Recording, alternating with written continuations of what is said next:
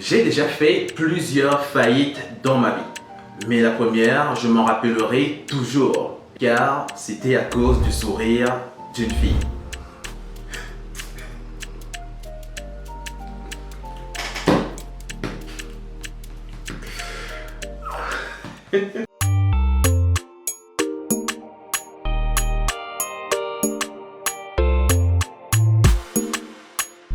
Salut à toi et bienvenue sur la page DKP B-Learning. Je suis Paul dans Moquinfac et cette page nous parlons de techniques de gestion, de stratégies de création de valeur car nous sommes convaincus d'une chose, c'est que chaque Africain a une carte à jouer pour l'industrialisation du continent.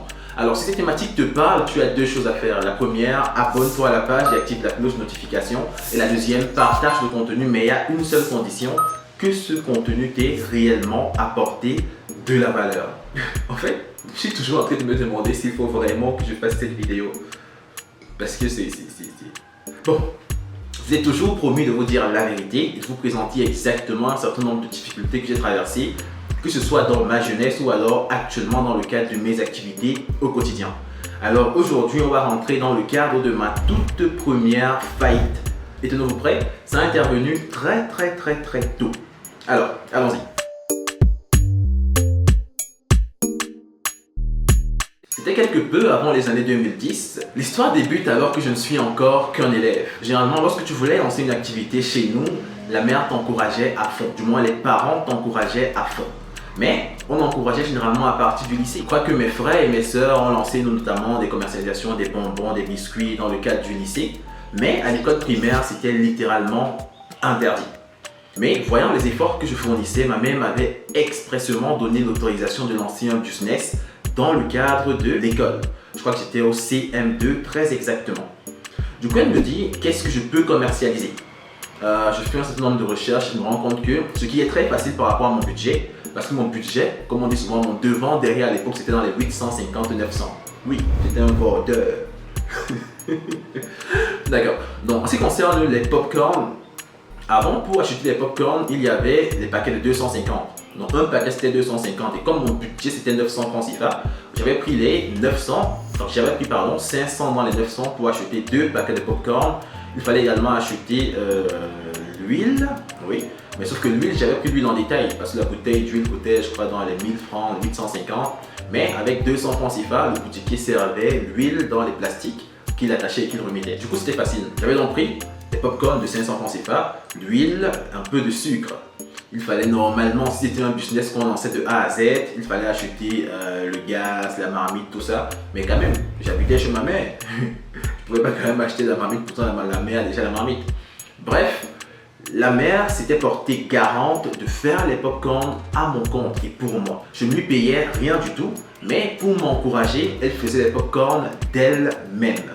Je crois que après avoir investi le premier jour 600-750 pour réaliser la première production de popcorn, c'était question pour moi d'aller vendre. On avait investi je crois 700 et on avait eu 11 ou 12 paquets de popcorn de 50 francs CFA qu'il fallait commercialiser. Le premier jour, je pars avec des paquets à l'établissement et je me rends compte que ça ne passe pas. C'était dur, c'était mauvais. Aussi, j'avais honte. Honte pourquoi? Le gars charismatique, le gars qui est à l'école, qui est toujours assis, qui est studieux, qui passe son temps à lire son cahier, va sortir les popcorn qu'il est en train de vendre, tout ça. J'avais honte en fait. Je ne voulais pas baisser mon charisme entre guillemets. Du coup, j'avais même pas sorti les popcorn du sac. J'avais maintenu le sac sans sortir les popcorn. Je n'avais littéralement rien vendu. Le deuxième jour, quand j'arrive, je me dis il faut vendre parce que si je ne vends pas, je vais jamais rentrer dans les bénéfices.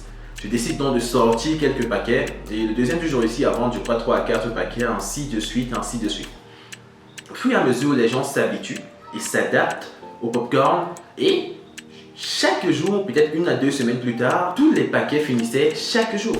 Donc je viens avec 15 paquets de popcorn de 50-50, ça se termine. Je viens avec 20 paquets, ça se termine, etc. Bref, j'étais déjà implanté. Je n'avais plus rien à craindre. Normalement, je devais être, oh là là, je pouvais être milliardaire à ce jour. Hein. Si seulement 6-7, oh là là. Globalement, tout se passait bien en ce qui concerne la commercialisation des popcorn jusqu'au fameux jour. Vraiment, si je n'avais pas rencontré le regard de cette fille, peut-être je pouvais encore avoir, mais si tu regardes cette vidéo, sache que c'est toi qui m'as fait faire faillite, c'est toi. Bon, ça va, je rigole. Plus sérieusement, c'était un mercredi et il fallait faire la répétition par la suite. Et ce jour-là, c'était un peu très mal passé parce que j'avais encore pratiquement 10 paquets de popcorn dans le sac. Lorsque la répétition a été lancée, étant donné que je n'avais pratiquement rien vendu, ce qui s'est passé était tout simplement catastrophique. Le fameux débat, cette fameuse question. La fille en question me dit « Est-ce que c'est vraiment pour toi ?» Je suis même sûr qu'on t'a seulement envoyé d'aller vendre les popcorn là, ce n'est même pas pour toi. À la base, si j'avais déjà mon mindset actuel, cette question n'allait rien me dire parce qu'on ne fait pas l'entrepreneuriat pour prouver des choses aux gens. Mais les gars, ne voulez pas baisser la garde.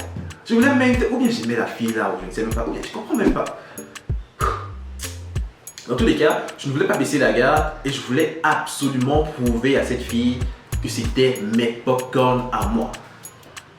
Elle insiste encore, non, c'est même ce qui est sûr, c'est pour ta mère, c'est pour ta grande soeur, mais ce n'est pas pour toi. Parce que tu ne peux même pas avoir l'argent pour pouvoir faire tel. Le cœur, l'ego commence à me secouer. La fille, si c'est le maquillé par elle, c'est le propriétaire de l'entreprise qui produit, c'est... Ah là, ouais. J'ai été con. Et du coup, elle ajoute en me disant, si c'est vraiment pour toi, tu peux même nous partager ça. Vous savez ce que j'ai fait? J'ai partagé des popcorn.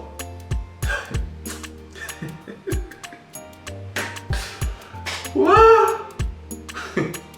Dans tous les cas, j'ai partagé des popcorn. Je me rappelle encore de ma main qui entrait dans le sac. Et à elle, j'avais donné le premier paquet. J'avais partagé à tous mes amis des répétitions. Tenez-vous prêts, même à l'enseignant, j'avais donné 2 paquets. C'est le prof quand même. Ouh. Le charisme était entier. On finit les répétitions comme ça. J'étais trop content de moi. J'ai prouvé aux gens que je suis propriétaire de cette entreprise parce que j'ai partagé sans qu'ils ne payent. Sauf que j'arrive à la maison. Et quand j'arrive à la maison, étrangement, la maman ne me demandait plus comment ça se passait. Donc quand je finissais de vendre, elle ne checkait plus. Mais ce jour-là, étrangement, elle arrive et elle me demande comment le marché s'est passé. Je dis non. Ne sachant pas quoi répondre, je dis très bien. Elle dit ok, fais-moi alors voir la recette. Je commence à la regarder et c'est où je me rappelle de ce que j'ai fait. Je me rappelle que oui, j'étais charismatique là-bas. Et actuellement, à la maison, je suis comme un fœtus qui ne peut même pas parler. Et ce jour, la fessée que j'ai reçue.